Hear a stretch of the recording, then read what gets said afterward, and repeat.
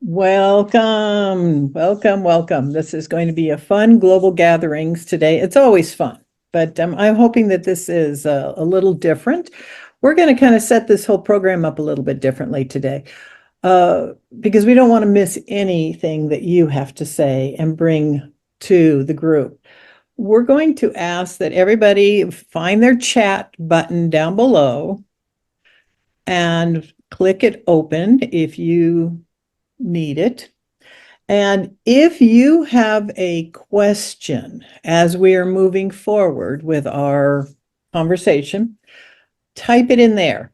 So others can see that question and they hear that it's already been repeated, or they know that they can ask a different one. Um, I'm not going to worry about hands up yet. We might do that at the very end for raising hand, but type your question, just put question and then your question. So, and Dan's going to be kind of scrolling over that through this. As well as the other thing is, if you have a story to share, put in the chat the word story.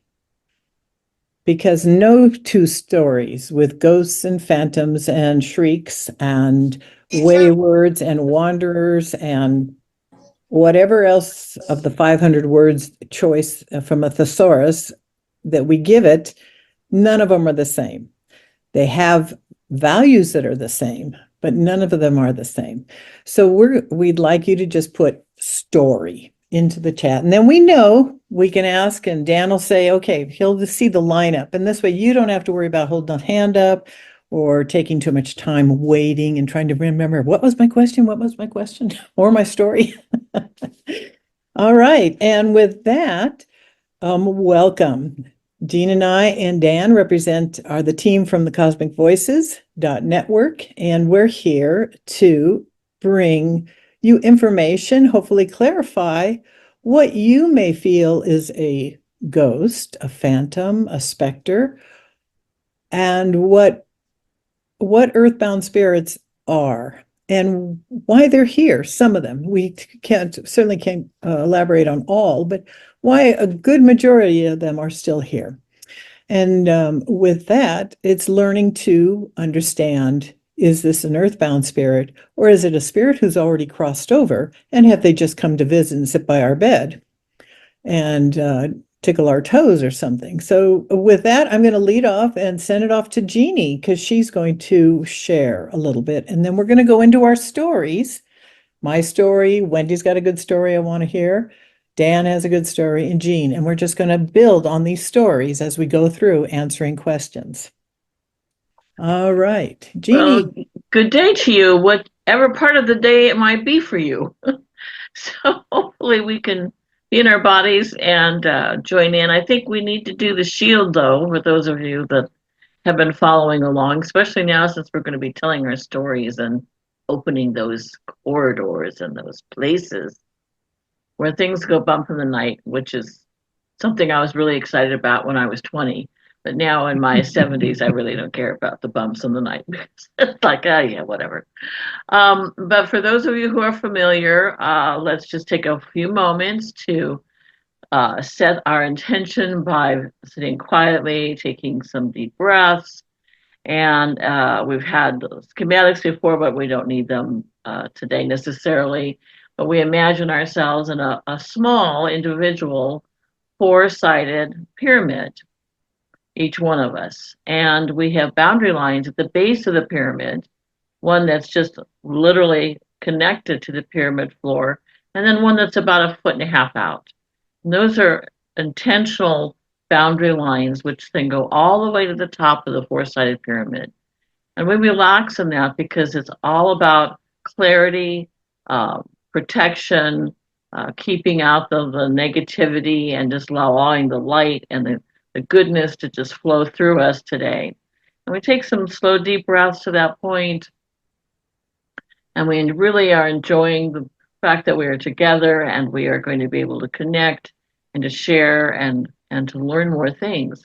And we let go of any worries or concerns or fears or just general things that might be bugging us today.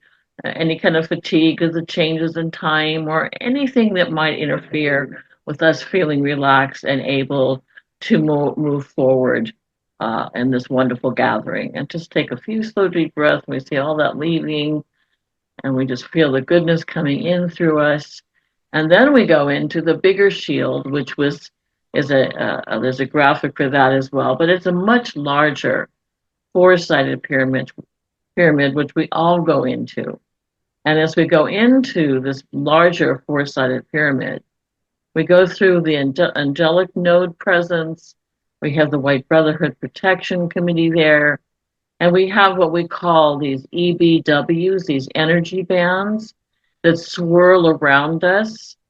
And they go from ceiling to floor, floor to ceiling. And the first one that is closest to us, that EBW, spins clockwise. The second one spins counterclockwise.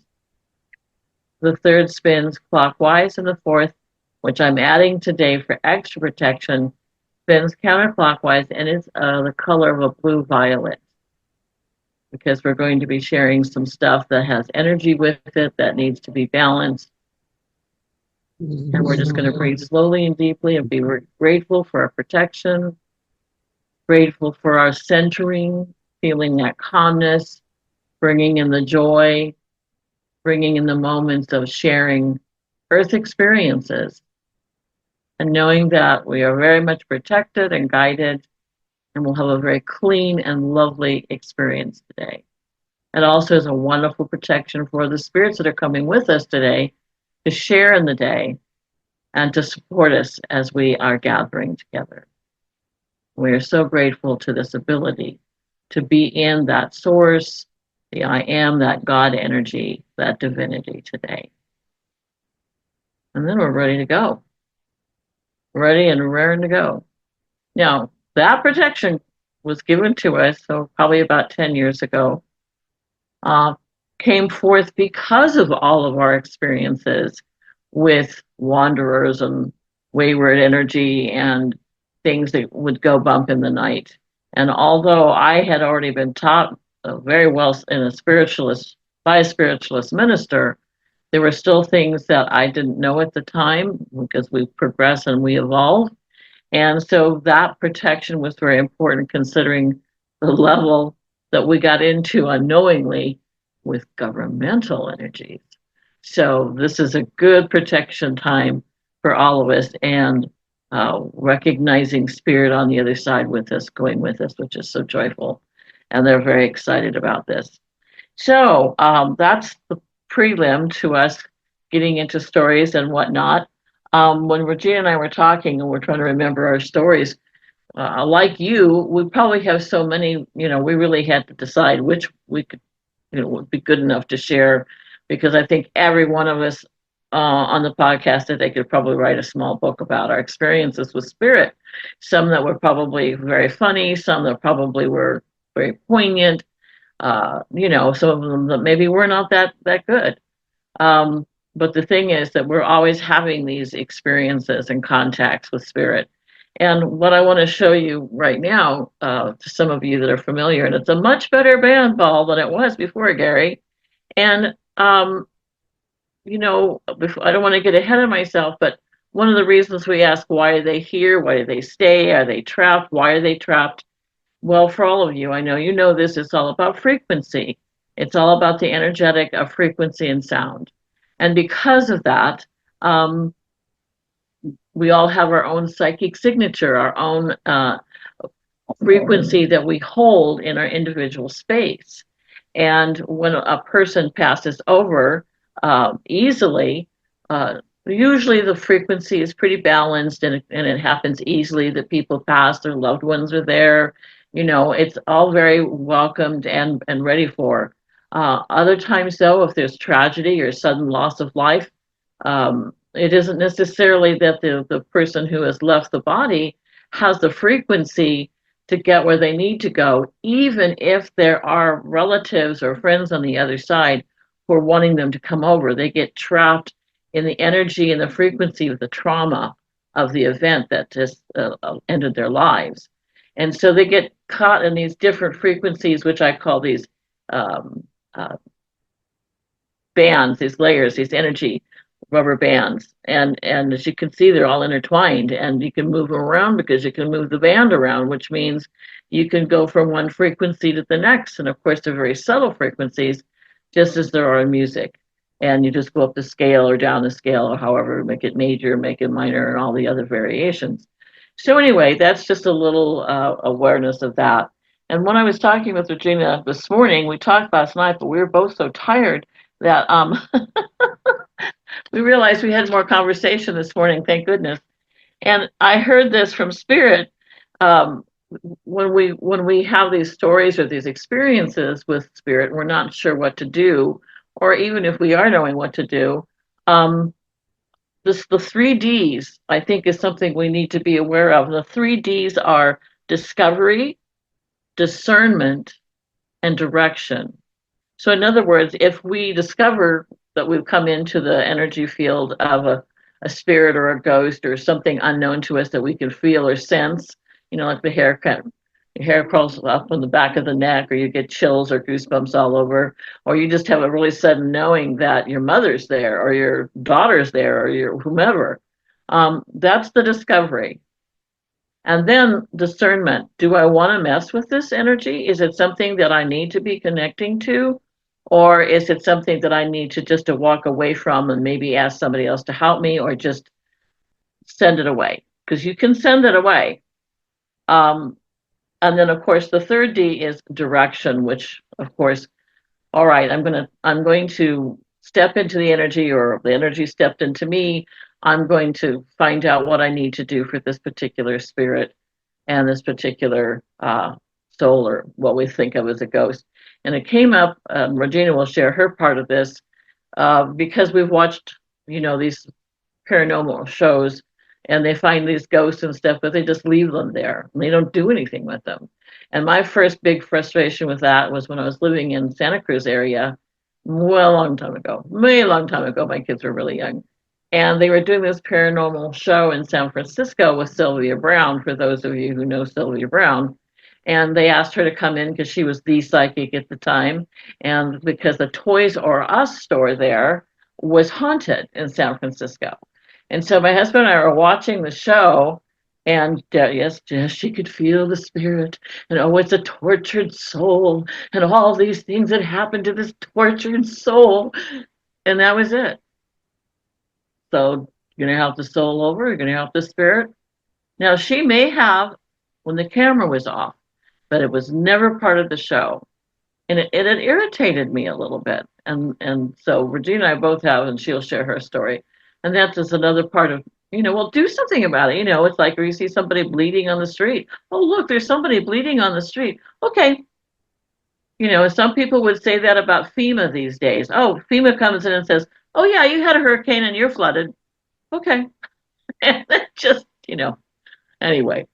So that's the introduction to this. Regina, do you want to tell your why you got onto this for being this week's conversation? You're muted. It's probably a good thing. I had to get up and slam the door shut. The wind or the ghost keeps pushing it. Ooh. Anyway, it is the month of Halloween in the United States, and it celebrates at Walmart as soon as whatever just went out the door. I think it was 4th of July. Then they start bringing in Halloween candy.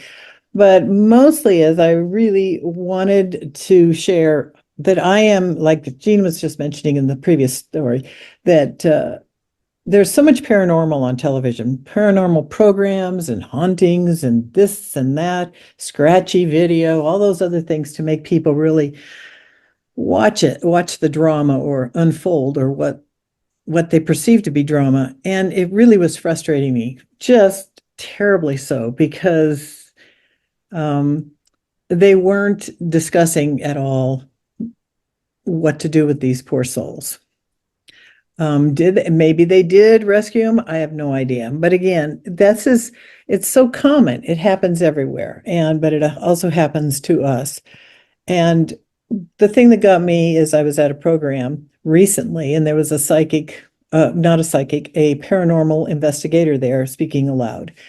And he was showing all his bells and whistles and his little tools and stuff like that. Great, really interesting, good program. He was talking about all the hauntings in this area that I live, because I live in a prairie, homesteaded in the 1800s.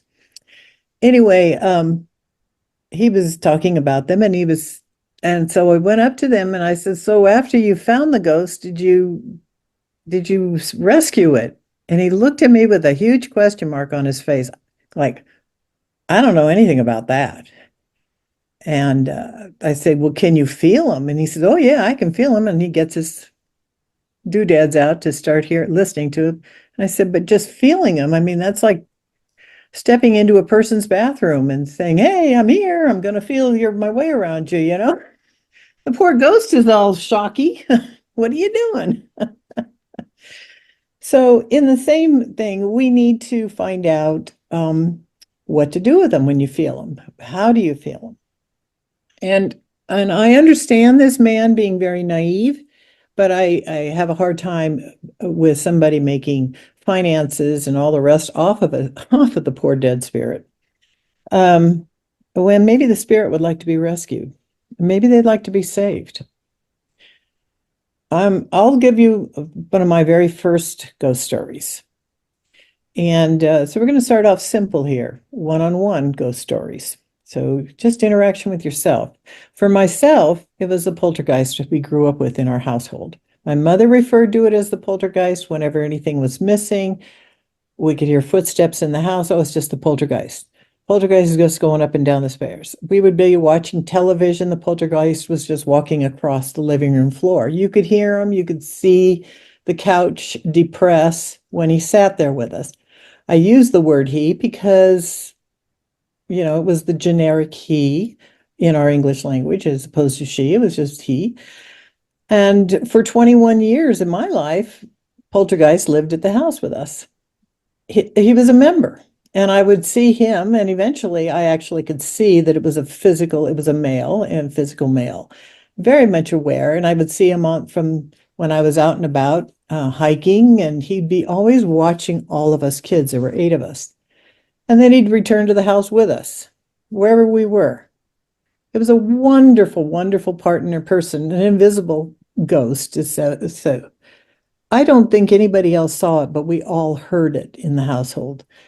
And it wasn't until I had met Jeanne, and I'd only known her about 6 or 7 months when she was telling me about the rescue, about how to release them.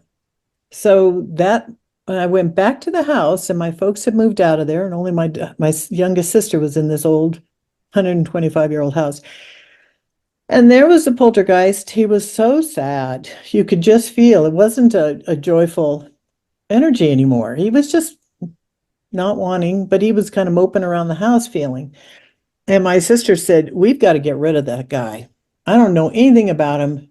It gives me the spooks because I'm all by myself. And so I talked to him, and I found out that he had died in the house, that he had died he was an old man. He'd caught in tuberculosis, and he died up in the little room that my father always used as his working studio.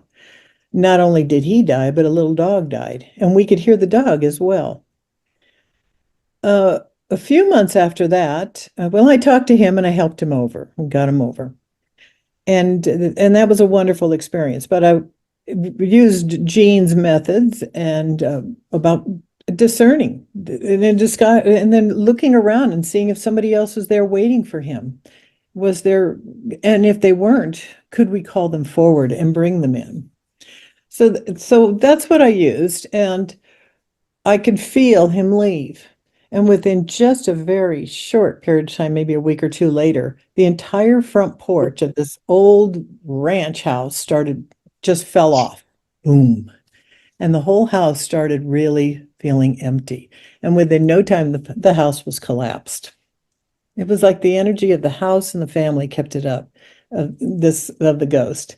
And we found out later that from family members of this man who had stopped by the house, and they talked to my mom, and they said, yeah, it was their grandfather or their uncle or somebody that had died, and he had died of tuberculosis, and his dog did die.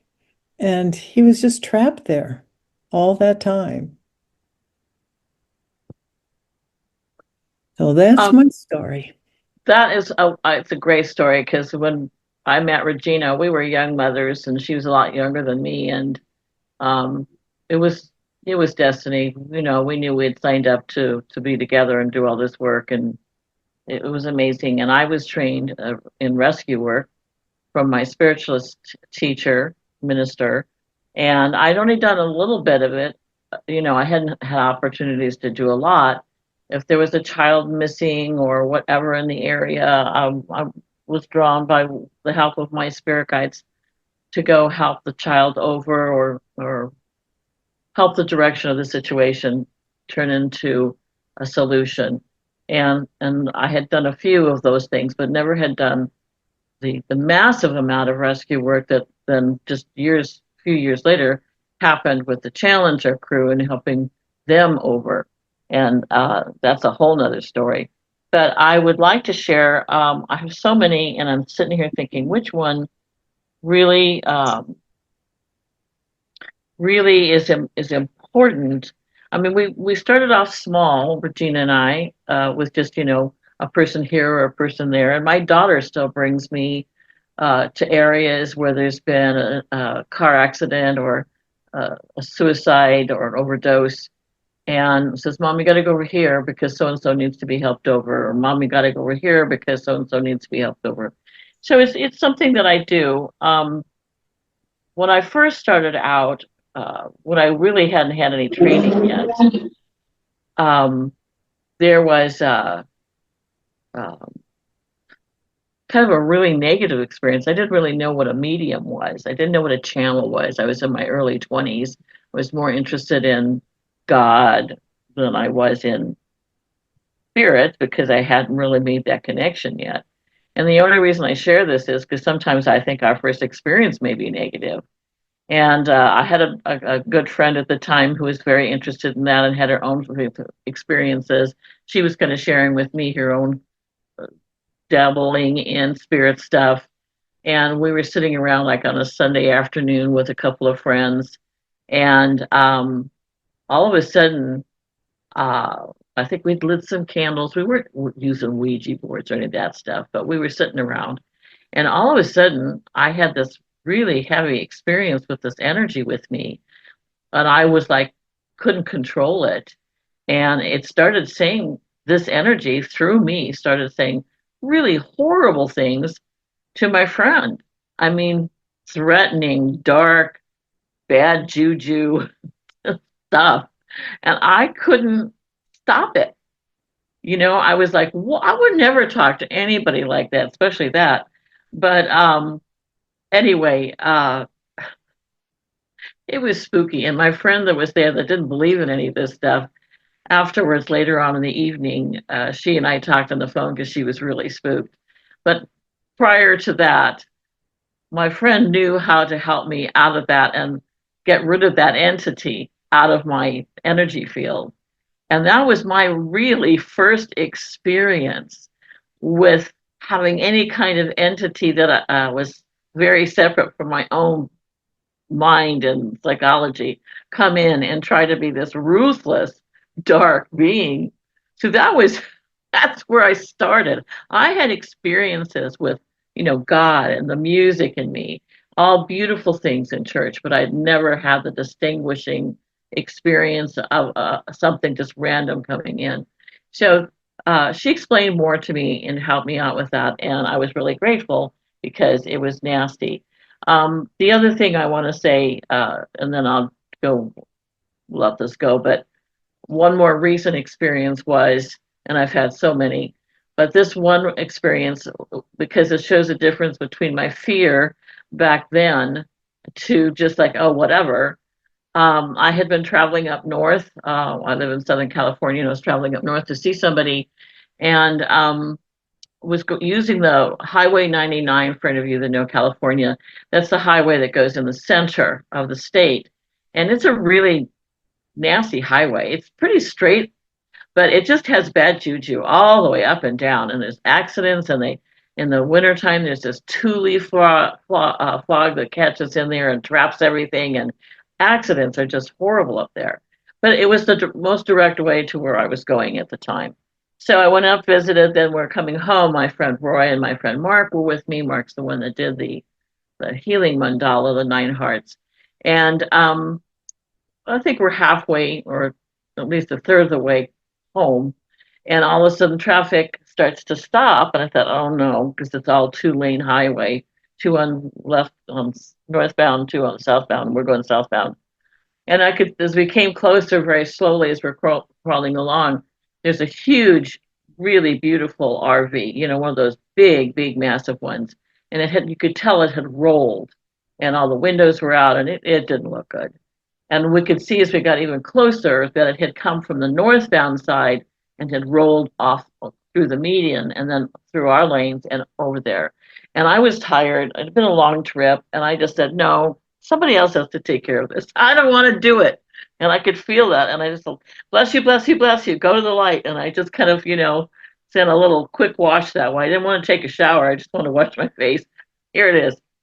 And so we get home about 1 o'clock in the morning, 1:30 in the morning.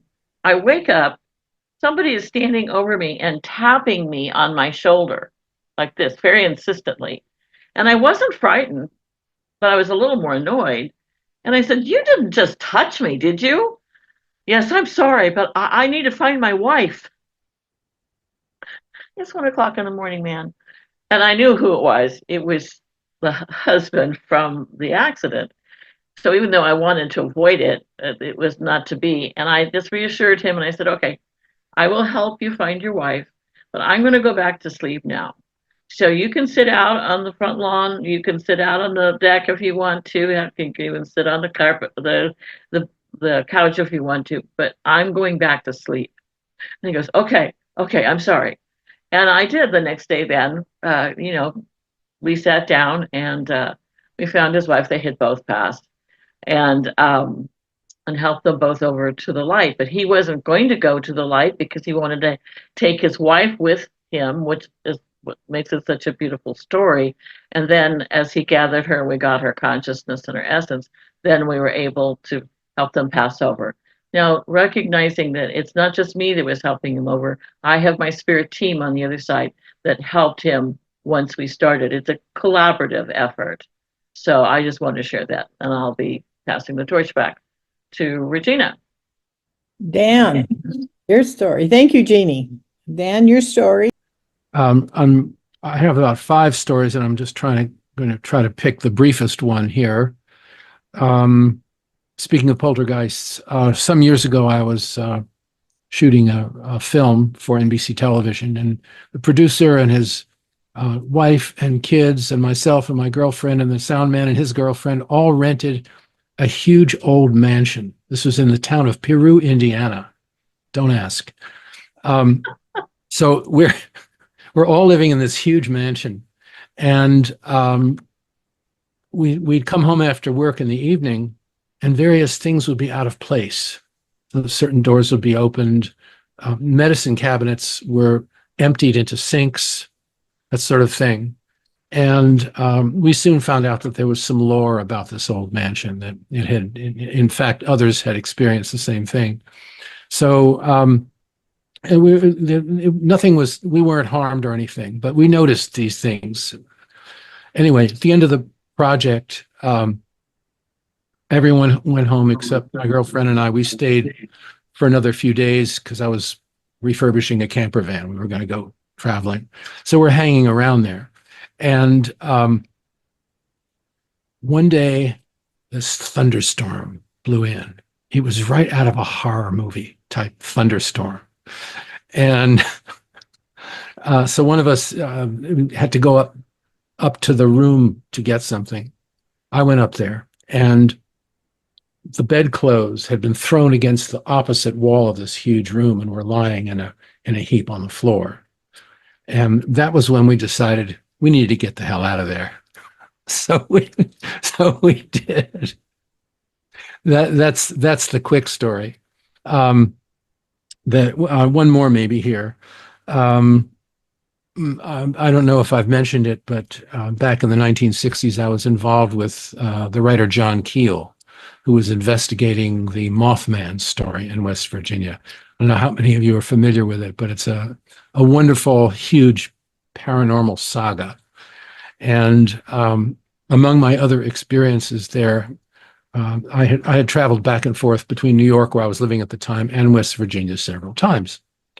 Returned home at one point, and decided to write a silly song about the Mothman. So I wrote the song, sat down, put a reel of tape on my tape recorder, recorded the song on my guitar, finished it, took the tape off the recorder, put it on the table next to it. I went to bed. Next morning, the tape was gone. I looked for it under the table, not there. I turned my apartment upside down, gone. No one else had a key to my place. I figured, well, maybe when I move out of here, I'll find it someplace. Never found it. It was the Mothman. It might have been the Mothman. I actually, some friends in Boulder invited me to do a presentation about my Mothman experiences a few years ago. So I threw together a little video on the whole Mothman story and my part in it. And I'll put the link to this video in the chat if anyone wants to see it. One of the other paranormal. And we'll hold that story. We'll hold those stories. Okay. Okay. We're just doing a couple of them, and then Okay. I won't